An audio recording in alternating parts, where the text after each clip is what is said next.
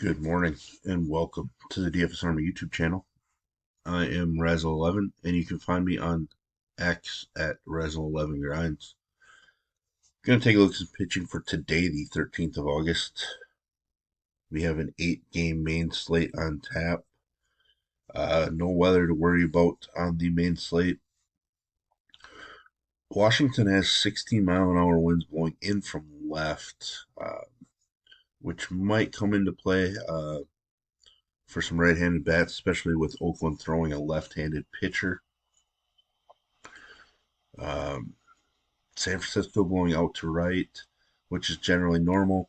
A little earlier game than normal out there, so maybe a chance at a little more offense. Excuse me.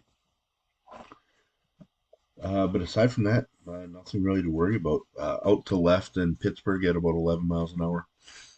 It's in the 90s in Philly and Washington, so a couple warm games. But let's take a look at the pitching. Garrett Cole against the Marlins. Cole is a minus 125 favorite at home. K numbers really strong at home. Wind share pretty strong. Obviously, the one issue is home runs. It's not really that big of an issue. He's allowing about 1 per 8 innings, which I believe is below his career rate. But strong numbers, strong matchup. Actually, he's on the road. Sorry about that. For some reason, I thought the series was in Yankee Stadium. K numbers down slightly. Keeps the ball in the park a ton more on the road.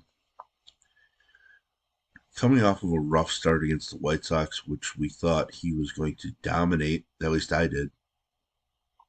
Only struck out 3 in 7 innings. It's a worry.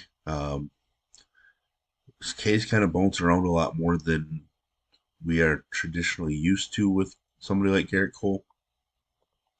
But plenty of upside on the slate, so I have no problem going there. Next up, Freddie Peralta, minus 140 road favorite. Pitches far better when he's at home, as you can see. He's been pretty solid over his last handful. Struggled a little bit on the road at Washington. Still a quality start. Still 20-plus DK points. We've seen Corbin Burns and Woodruff struggle a little bit in this series for Milwaukee against a weaker White Sox lineup, but I think I'm going to ride the momentum with Freddie Peralta the way he's been throwing the baseball. Strikeouts, double-digit Ks in 2 out of his last 3. Pretty strong. After having just 2 in his, however many starts prior to his last 3, 2 and 19. So I'm a fan. No problems going with Freddie Peralta, especially at $1,400 cheaper than Garrett Cole on the slate. It's really intriguing to me. Zach Eflin, a minus 195 road favorite against a Cleveland team or home favorite against Cleveland team that generally we think doesn't strike out a whole lot. Lineup has been weakened by trades and injuries, and then now by a suspension for Jose Ramirez. I think it's a great spot for Eflin. Had a rough start against Miami, rough against Kansas City, but the other 3 starts over his last 5 have been strong again. Ks have kind of come back up. He's not really allowing the home run ball. No problem at all trusting Eflin. With price factored in, I think he still might be ahead of Garrett Cole for me as well today. Mitch Keller, no thanks. I'm not. He struggled against the Reds. I wonder if he had 1 good start and 1 terrible start against them. Pretty strong start, about 20 DK points. The first start of the year, rougher. But he just hasn't been strong recently. I'm going to guess Cincinnati. So this is game 1 of a doubleheader, which is a little annoying. Pittsburgh is a minus 135 favorite. Game total of 9. One thing I point out in the articles when I do them with doubleheaders, just be careful. Make sure that the lineups get announced. Sometimes they swap starting pitchers between game one and game two, kind of last minute. I don't think I'm going with Mitch Keller. I do have some interest in Yuri Perez. Struggled a bit in his return to the majors. Strikeouts were there. Uh, Pretty strong arm. Great stuff. There's some volatility. He is young. And obviously, we know that he's going up against Garrett Cole. But surprisingly, Cole is just a minus 125 favorite, as I mentioned. Game total of just 7. Uh, Huge home road splits for Yuri Perez pitching at home today. I am definitely interested. He's allowed just 4 runs at home, all of which are solo home runs. I am very, very interested GPP wise for upside. Tanner Bibby has a chance to continue this run of Cleveland pitching of late. Tampa Bay's offense is definitely stalled out. Hasn't been as strong on the road, which is obviously a worry, but just been phenomenal. Hasn't allowed more than 3 runs since the middle of June. We're looking at a 2-month stretch now. He's actually just allowed more than 3 runs just twice in his 18 major league starts this season. Definitely worth making it into my pitcher pool today. Sonny Gray, tougher matchup against Philly. They did get shut down yesterday by Pablo Lopez, so it is certainly possible. Sonny Gray's Ks have jumped up the last 2 starts, both on the road.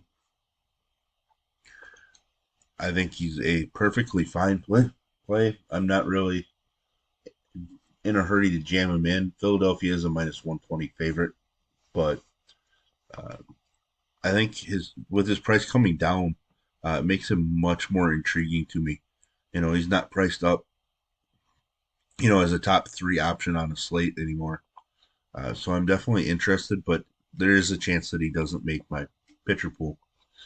Dylan Cease against the Brewers. I've been picking pitching against the Brewers quite a bit this year, especially left-handed pitching, but Cease has been best at home.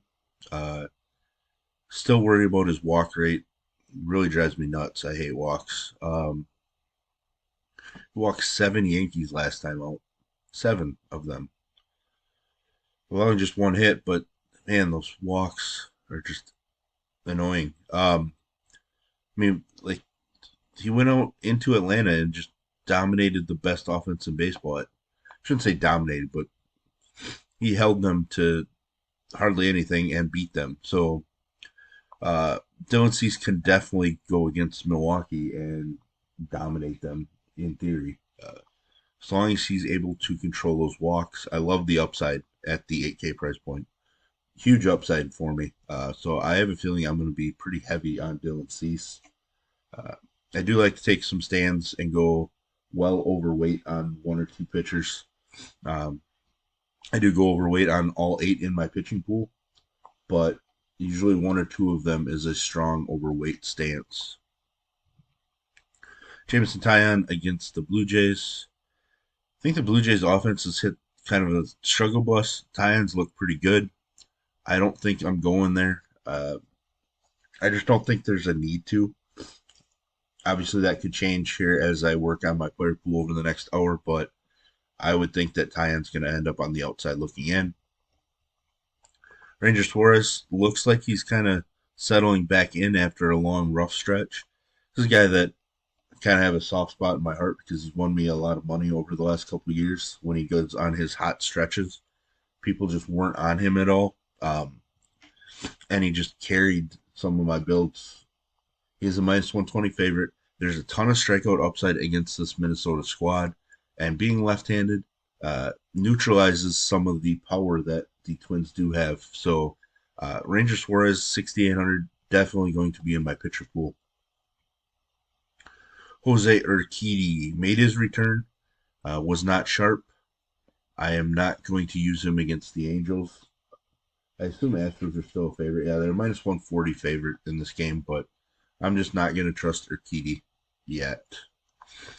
Ryu made his return, struggled, looked pretty decent in his last start, but left with a knee issue.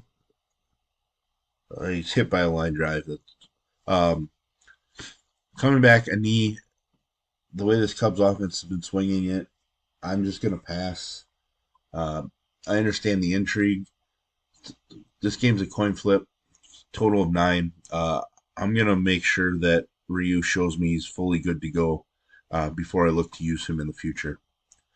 Chase Silseth coming off an elite performance. Double digit Ks in 2 out of his last 4. I think he's just rolling right now. But do we really want to use a right handed pitcher against this Astro squad? I don't believe so. I think there are going to be people that are just going to look at only this start against Seattle and be like, all right, that's what we're going to get out of him. He was strong against Atlanta, holding him to just a solo home run.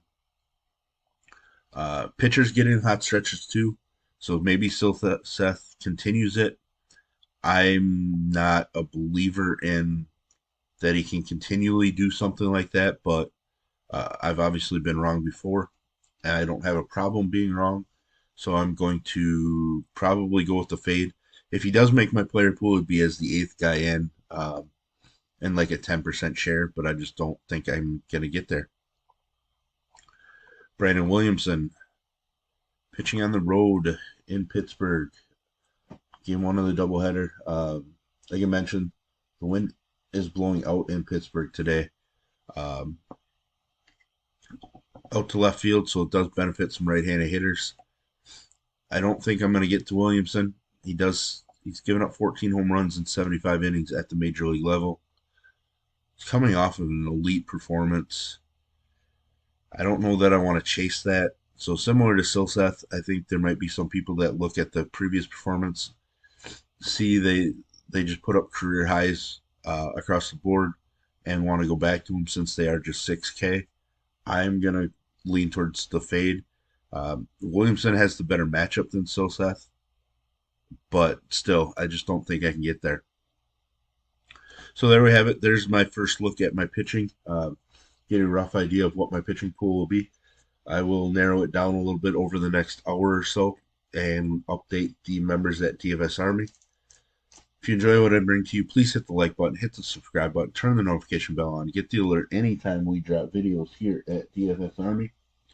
And if you want to join us, get access to our coaches, tools, Discord, cheat sheets, etc. I will put links in the description below. You can use promo code RAZ, R-A-Z, for 10% off monthly. And as always, best of luck, everybody.